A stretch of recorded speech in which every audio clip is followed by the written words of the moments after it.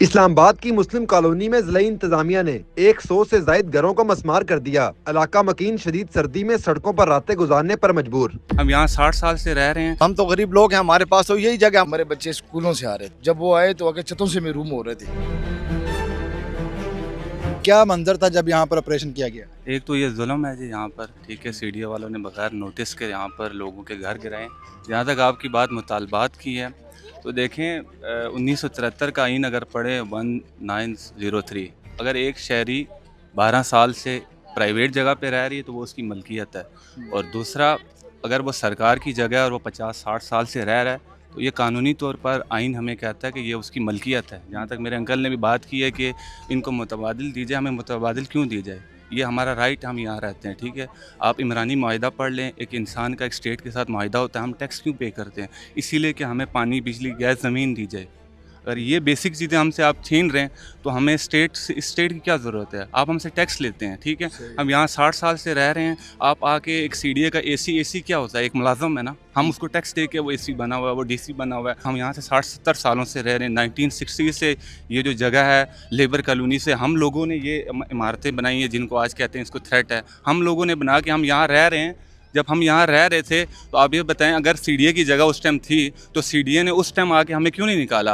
अब जब 50-60 सालों से हम यहाँ रह रहे हैं तो कानून हमें कहता है, मेरे इन भाइयों को पता होना चाहिए, आर्टिकल 1973 जो भुट्टो ने निकाला था उसके तहत है, ये हमारी मलकियत है। जब 80 साल 60 साल से रहा, मेरी पैदाइश यहाँ की, मेरे वालिद की शादी यहाँ पे, हम यहाँ पले हैं, हम जब यहाँ हमारा शनाख्ती कार्ड यहाँ पर है, हम कारगिल जंग से उससे पहले यहाँ पर आए हुए हैं, तो हमें तो 50-60 साल हो गए ना, तो हमें कानून कहता है ये आपकी मलकियत है। वो अंकल हमारे कह रहे थे जी हमें कहीं और मुतबादिल है, हमें मुतबादिल की ज़रूरत नहीं है, हमें यहीं पर ही हमें हमारे इसको मालिकाना हकूक़ दिया जाए, ठीक है, हमें इसके अलावा हमारा कोई मुतालबात नहीं। ये आप मेरे पीछे जो मनाज़र देख रहे हैं ये किसी खंडर के मनाज़र नहीं है, बल्कि इस मुस्लिम टाउन के मनाज़र हैं, जहाँ पर तकरीबन कहा जा रहा है कि 80 से ज़ायद और 100 से ज़ायद घरों को मिस्मार किया गया है, और जो यहाँ के जो इलाका मकीन हैं वो बेबस दिखाई दे रहे हैं। ये बताएं, ये इंतज़ामिया ने ऑपरेशन किया, आपके सैकड़ों घर मिस्मार कर दिए, क्या हुआ, ये क्या वजह बनी? ये किसी को कुछ भी नहीं बताया।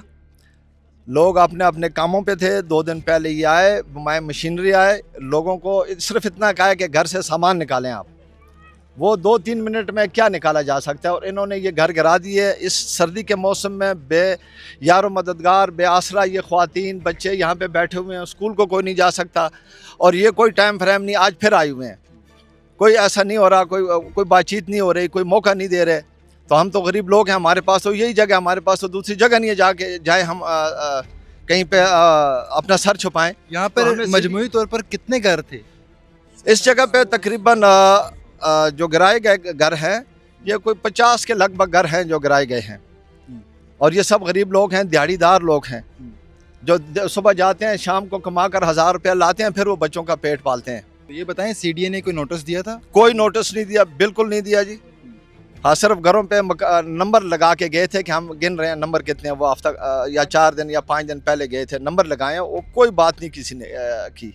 हमको यहाँ पे ज़बरदस्ती बैठना नहीं चाहते, हमें मुतबादिल दिया जाए, हमें शेल्टर फ्राहम किया जाए, हम खुद ये जगह छोड़ देंगे। कहा जा रहा है कि आपके कुछ लोगों को गिरफ्तार भी कर लिया गया है, घरों का सामान भी सीडीए साथ ले गई है।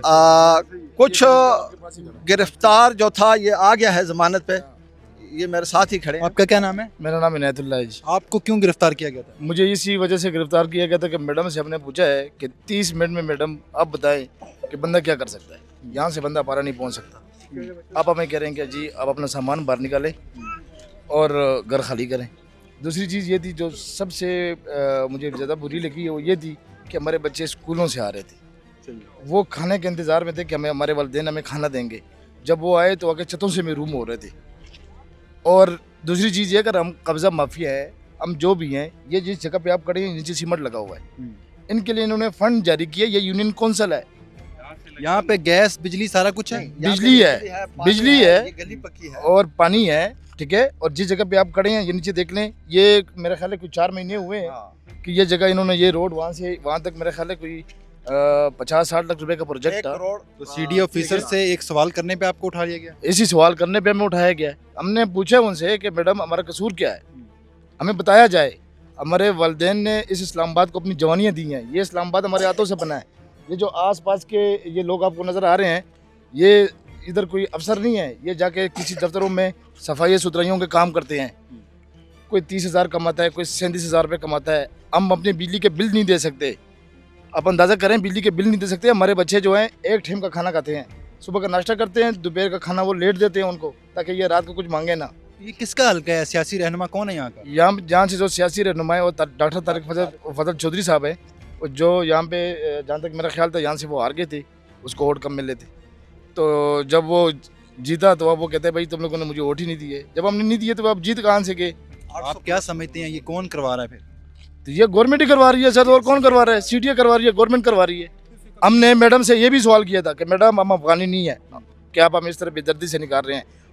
हमने आज भी हम कहते हैं पाकिस्तान हमेशा जिंदाबाद। हम पाकिस्तान के साथ खड़े हैं, कोई भी कुर्बानी है तो हम उससे पीछे जाने के लिए तैयार नहीं है।